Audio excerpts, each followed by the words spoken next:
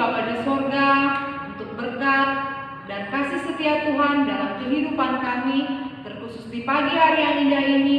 Tuhan masih membangunkan kami, anak-anak sekolah minggu.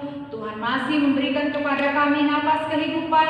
Tuhan juga masih memberikan kepada kami kesehatan. Terima kasih Bapa untuk semua berkat-Mu yang begitu besar dalam kehidupan kami. Bapa di sorga, di sini kami telah berkumpul anak-anak sekolah minggu di rumah masing-masing, dari kelas kecil, kelas besar, dan remaja. Bersama-sama Tuhan, kami hendak memuji dan memuliakan nama Tuhan. Hadirlah Engkau Tuhan dalam ibadah sekolah minggu ini. Tutup bungkus kami dengan kuasa Roh Kudus-Mu, agar kami bisa menjadi pelaku-pelaku firman-Mu dan nama-Mu semakin termulia. Terima kasih Tuhan Yesus, dalam nama Yesus Kristus, Juru Selamat kami yang hidup, kami telah berdoa dan mengucap syukur. Amin. Nah adik-adik, hari ini harinya Tuhan, kita bernyanyi bersama-sama. Tepuk tangan yang semangat.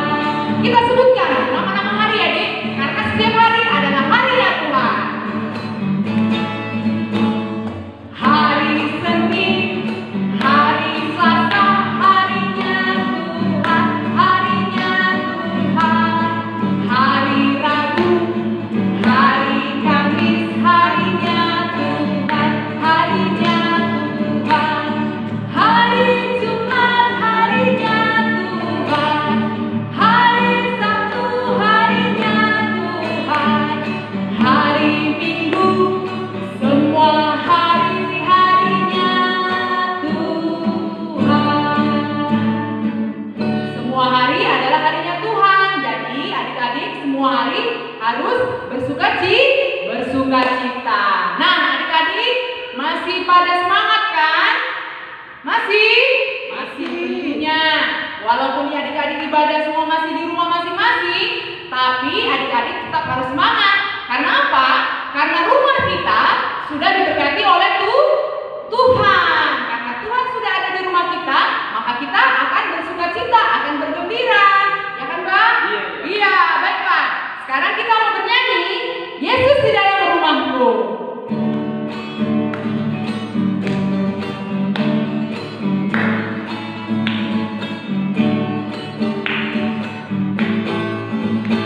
Yesus di dalam rumahku, senang-senanglah, senang-senanglah, senang-senanglah. Yesus di dalam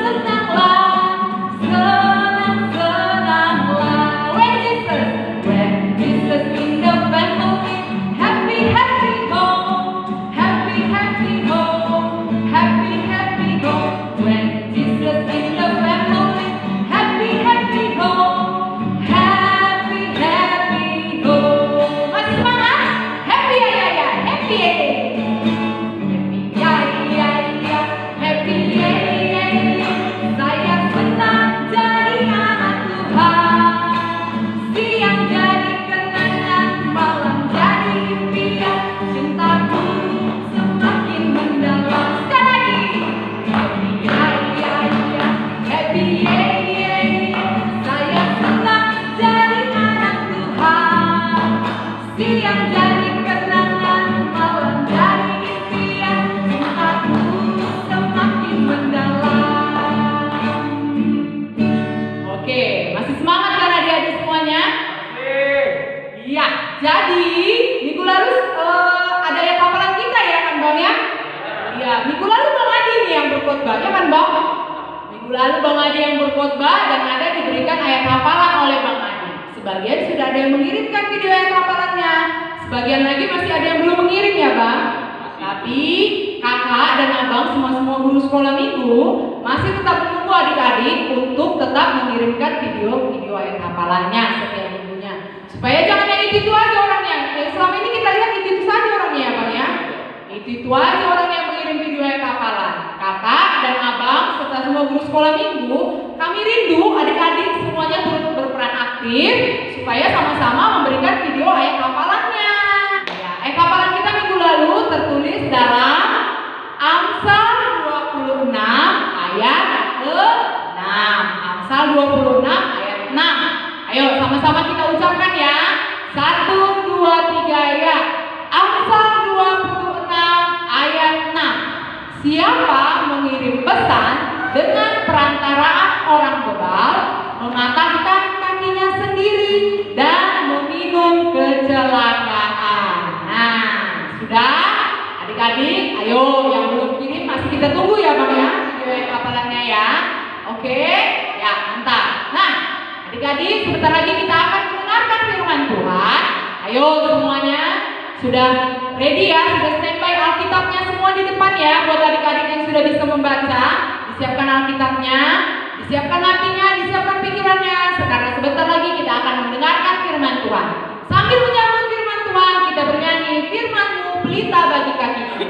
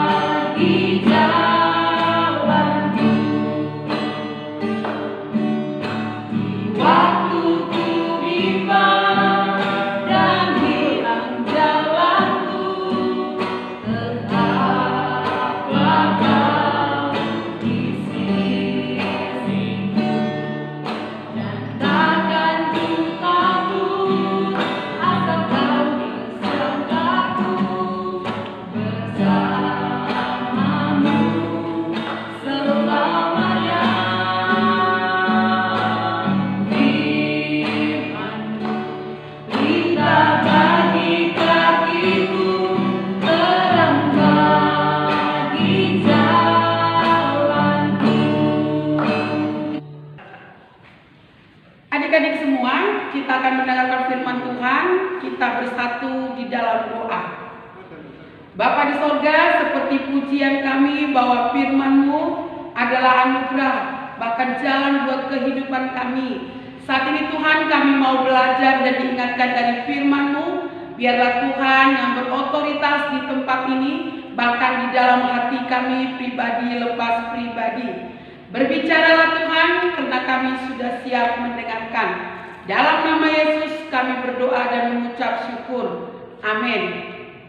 Shalom adik-adik semua, puji Tuhan. Sekarang untuk sekian kalinya kita berjumpa di dalam online untuk ibadah di rumah. Masih tetap semangat, masih tetap menjaga protokol kesehatan.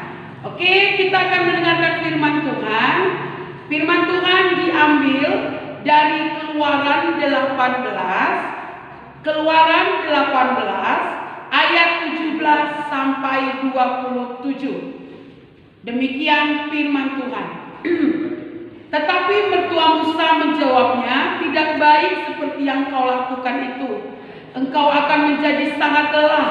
baik engkau, baik bangsa yang beserta engkau ini, sebab pekerjaan ini terlalu berat bagimu. Tak akan sanggup engkau melakukannya seorang diri saja. Jadi sekarang dengarkanlah perkataanku. Aku akan memberi nasihat kepadamu, dan Allah akan menyertai engkau. Adapun engkau, wakililah bangsa ini di hadapan Allah, dan kau hadapkanlah perkara-perkara mereka kepada Allah.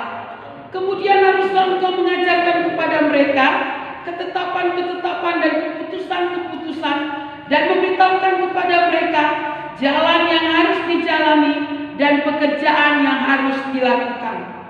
Di samping itu, kau carilah dari seluruh bangsa orang-orang yang cakap dan takut akan Allah, orang-orang yang dapat dipercaya dan yang benci kepada pengajaran suap.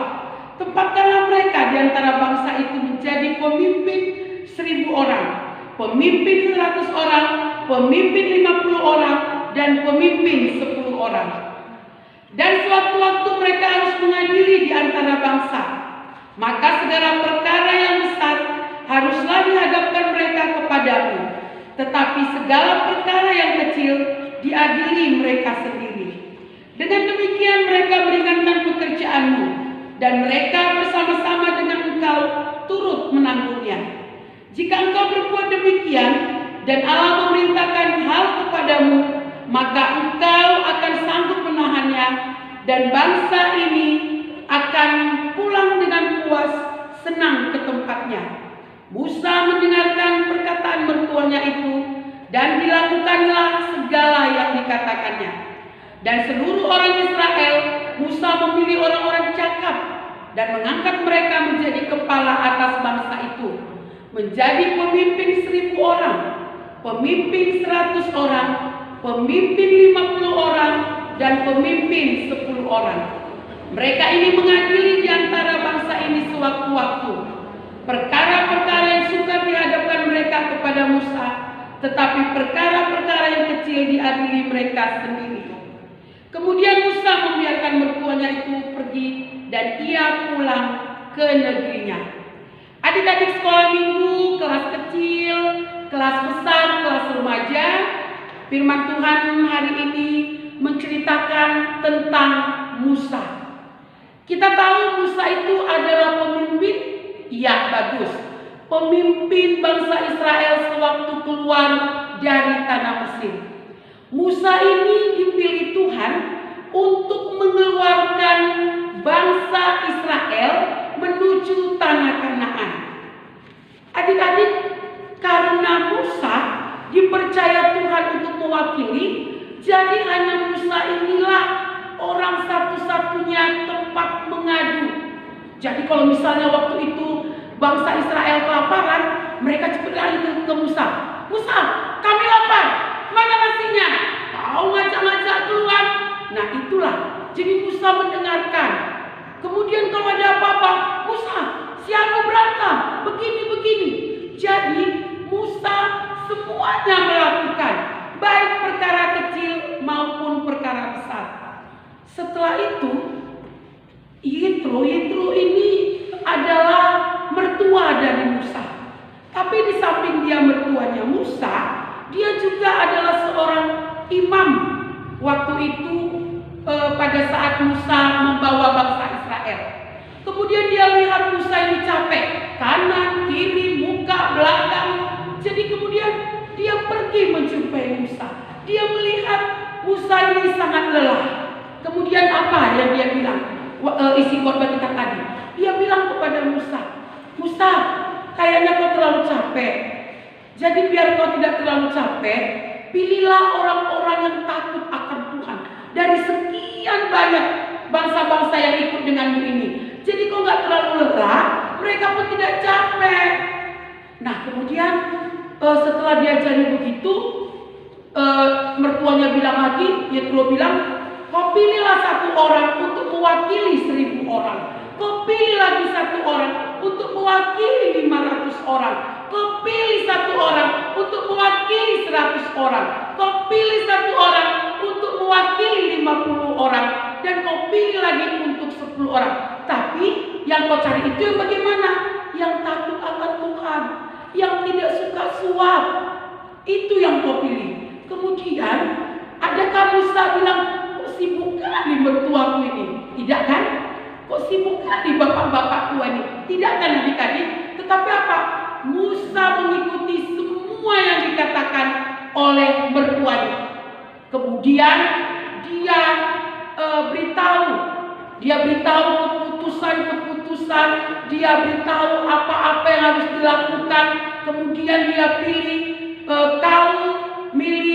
untuk mewakili 1.000 orang. Ambil timmu 1.000 orang, ambil kelompokmu 500 orang, kau pilih ini, kau untuk 10 orang. Itulah yang dilakukan Musa. Nah, anak-anak sekolah minggu, hari ini kita mau diingatkan bahwa Musa itu, walaupun dia seorang pemimpin, waktu itu dia adalah orang nomor 1 di situ. Musa tidak marah dinasihati. Musa mendengar. Dia pakai telinganya untuk dengar-dengaran. Dia tidak bilang, kok berani kau ya ngajarin aku? Aku ini pemimpin. Kau tahu nggak aku siapa? Kalau Tuhan datang, aku yang menghadap dia. Berani kali kau, tidak kan adik-adik? Tetapi Musa bilang apa? Musa mendengarkan, Musa lakukan. Itulah yang kita baca dari nats ini. Adik-adik sekolah minggu, kelas kecil, kelas besar, bahkan kelas remaja, semua orang pernah dinasehati. Tidak ada seorang pun manusia, mau itu bapak kita, mama, atau kita, semuanya pernah dinasehati. Kak Sari, tujuan nasihat itu apa sih Kak? Nasihat itu untuk membuat kita menjadi pribadi yang lebih baik, untuk membuat kita menjadi anak sekolah minggu, anak sekolah yang lebih baik.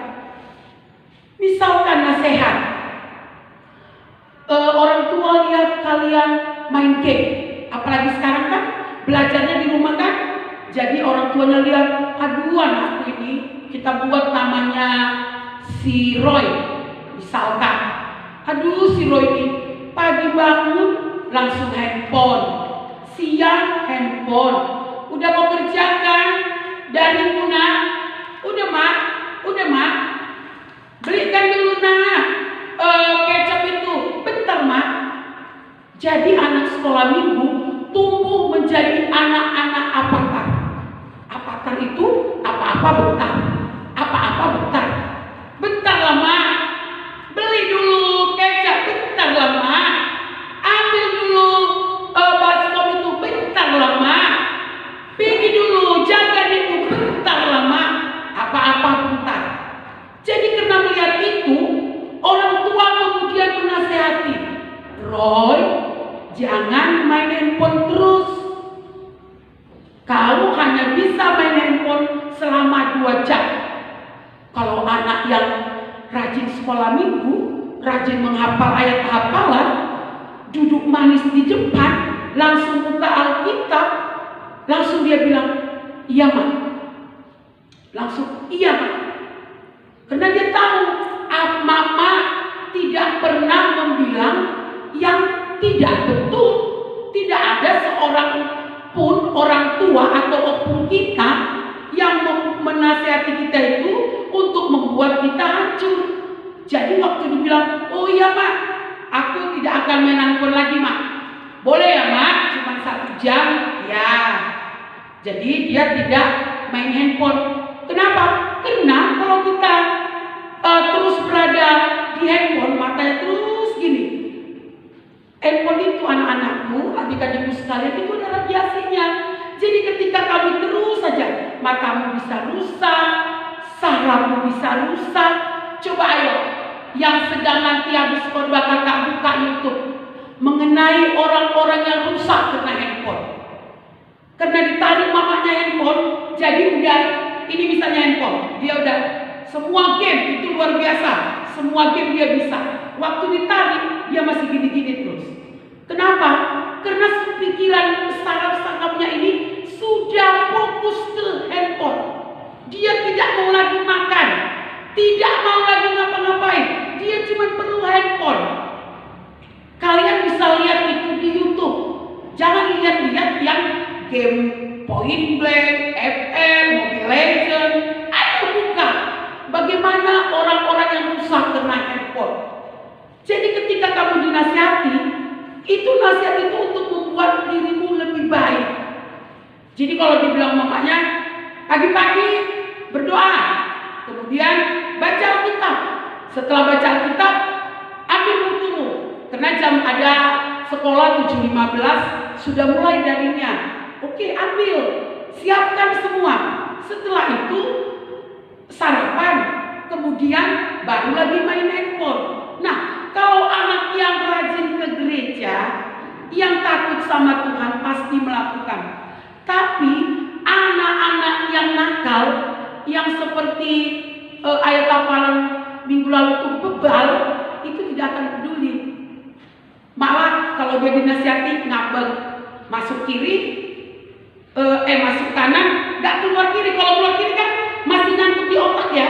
Ini nggak keluar kiri lagi, langsung ke kanan, sampai di kuping membal, piung, langsung ke dinding, tidak open ya. Jadi tetap aja main handphone. Palingan nanti dipukulnya sebentar, habis itu nanti mamaku kembali lagi. Tidak boleh. Semua nasihat itu berguna untukmu. Nasihat yang paling baik itu dari mana? Dari Alkitab. Makanya lagu kita baca kitab suci, doa tiap hari. Ayo adik-adik, kalau mamanya lupa mengingatkan, ingatkan diri sendiri. Kenapa kalian bisa ingat? Besok mabar. Mabar kita ya, jam berapa? Ada kumpul beberapa orang anak-anak yang kakak lihat itu mau mereka mabar, janji. Besok kita mabar ya, jam 10. Langsung kakak bilang, salah, aku masih dari jam 12 ya, jam 12 ya. Ya, jam 12. Jam 12 sudah mulai dari.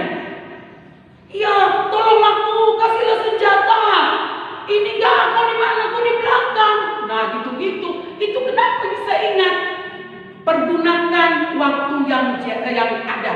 Karena hari-hari ini adalah jahat. Itulah nanti ayat hafalan kita Efesus 5 ayat 16. Efesus 5 ayat 16 itu ayat hafalan.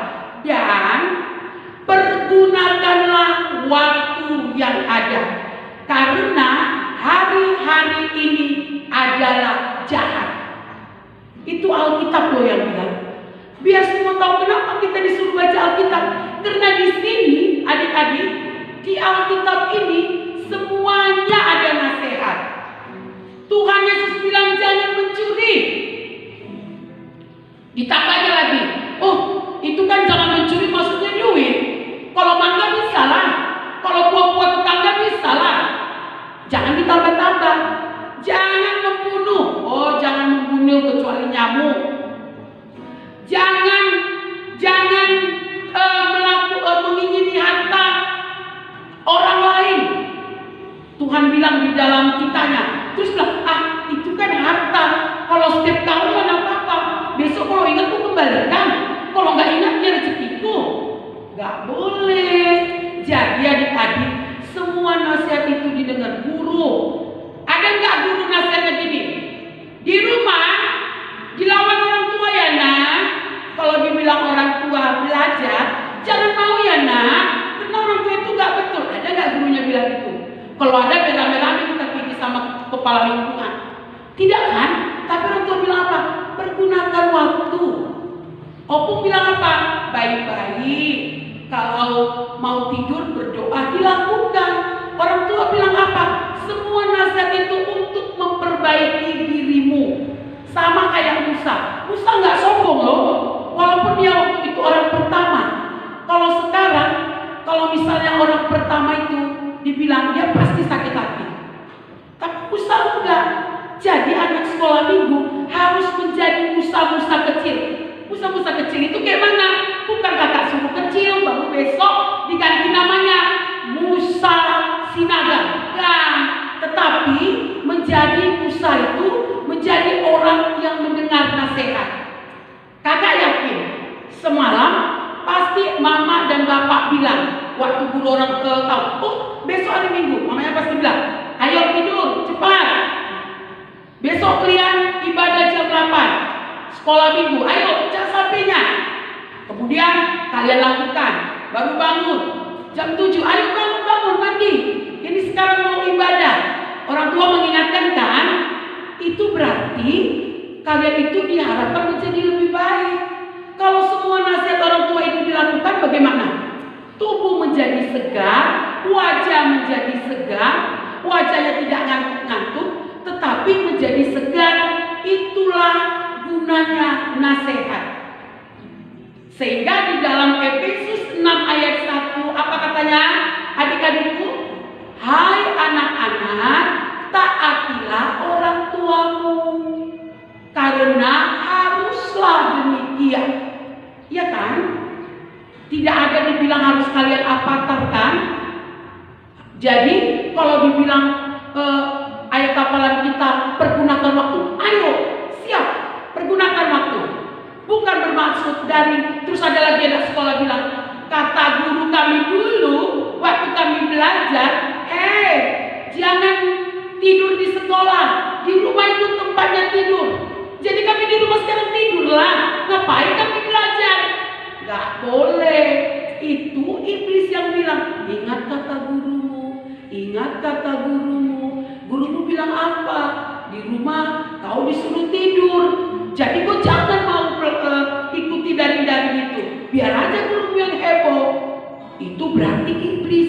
Ingat, memang ketika kau melawan orang tua, tidak mengikuti nasihat, tahu nggak kalau tandukmu itu tumbuh, tapi nggak kelihatan.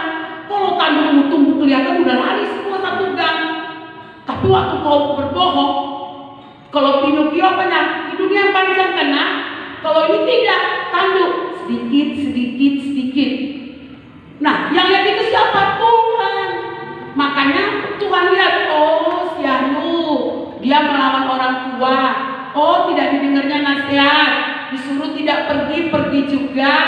Oh, dibilang mamanya jaga rumah, dia pergi. Oh, dinasihati biar nggak mencuri, dicuri juga mainan temennya. Jadi itu semua nasihat seperti Musa dia dengarkan. Anak sekolah minggu yang hebat harus mendengarkan, tidak boleh tidak mendengarkan. Karena nasihat orang tua itu, nasihat bukan orang tua hanya bapak mama ya sayangnya, tapi opung kita, kakak kita, abang kita. Tapi kenali nasihatnya ya nak. Jangan nanti dinasihatinya, ayo kau kan udah besar kok, bisa beli rokok ini, jangan mau ya nak. Harus bisa melihat. Makanya kalau mau tidur berdoa, bangun tidur sebelum melangkahkan kaki ke bawah tempat tidur, berdoa dulu. Itu tujuannya apa? Biar kita dipagarin sama Roh Kudus.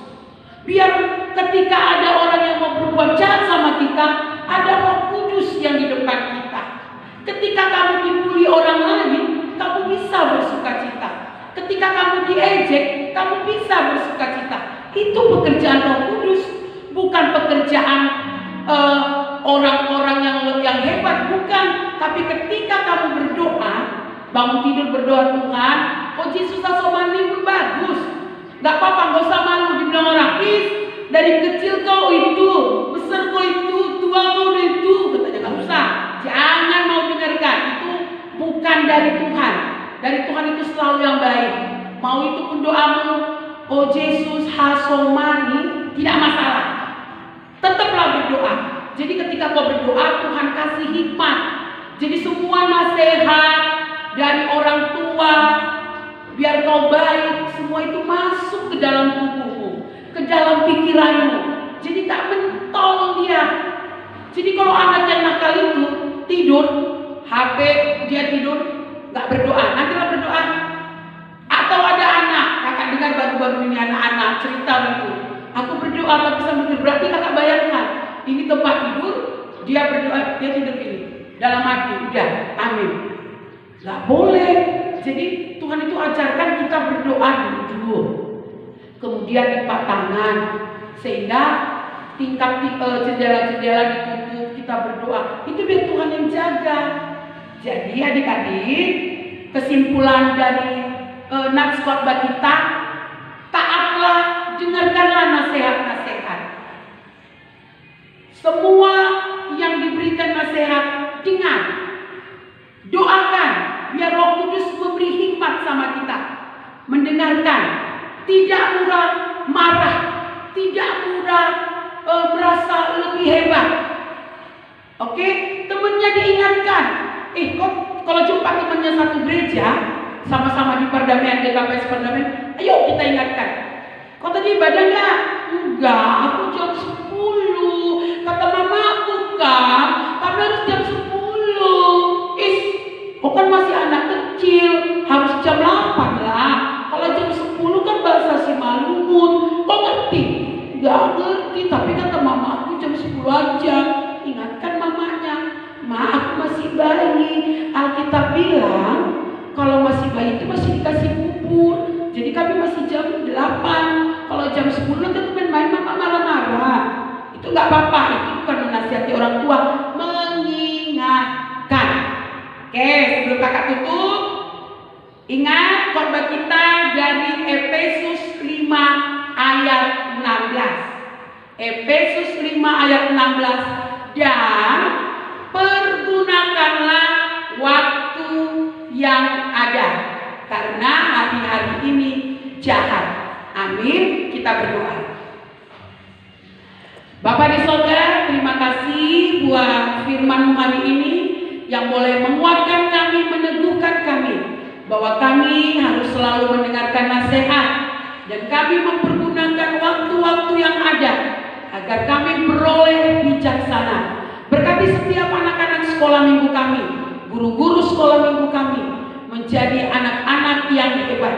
Terima kasih Bapak, kami berdoa dan mengucap syukur. Amin. Nah, adik-adik sudah mendengarkan firman Tuhan. Ini saatnya kita mengumpulkan persembahan kita.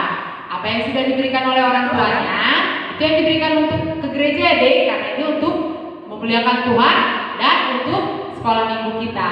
Ya, sambil mengumpulkan persembahan, kita bernyanyi persembahan kami sedikit sekali.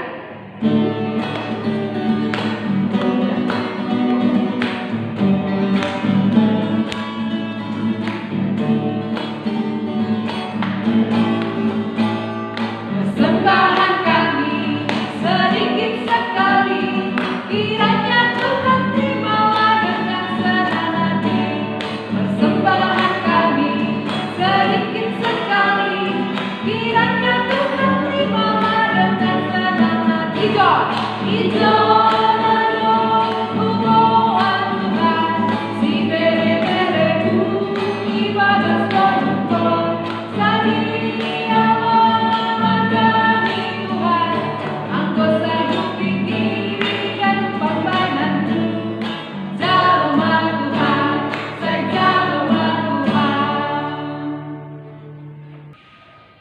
Marilah kita berdoa. Ya Tuhan Allah, Bapa yang Maha Murah, sumber segala berkat, kami bersyukur kepadamu karena Engkau senantiasa melimpahkan berkat-Mu yang mencukupi segala kebutuhan kami.